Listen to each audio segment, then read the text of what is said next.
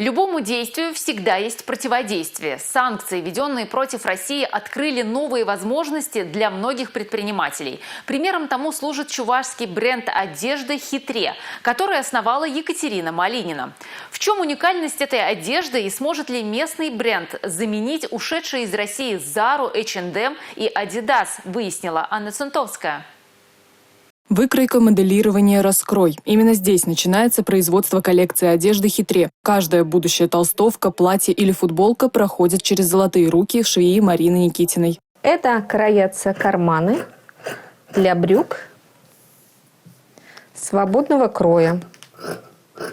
Аккуратно сшитая одежда затем отправляется к художнице. Сейчас в ее руках толстовка, капюшон которой расписывается под чувашский национальный головной убор тухью. Росписи ручной работы.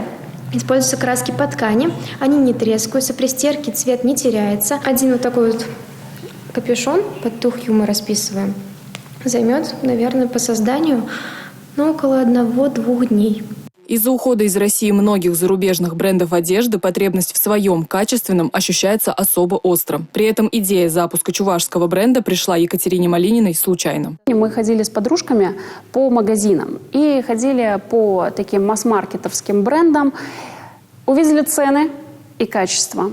Качество нам вообще не понравилось, а цены были очень завышенные. Захотелось сделать именно бренд такой, который может позволить себе любой человек, но будет носить долго и качественно. И в пир, и в мир, и в добрые люди. В коллекции есть как базовая одежда, которую можно сочетать с любой другой, так и яркая. Брюки, платье, кардиган, футболка, юбка. В каждой модели отражение чувашской культуры.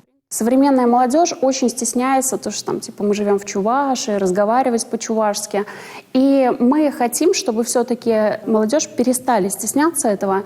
И поэтому на каждой одежде у нас есть не только рисунок, но и чувашские символы. Если, например, взять вот этот худи, здесь можно увидеть котиков, и вроде как ярко, красиво, но здесь еще есть символы, которые обозначают разум и силу.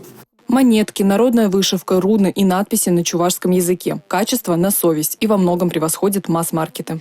Я уверена, что бренд «Хитре» достойно заменит те бренды, которые ушли с рынка.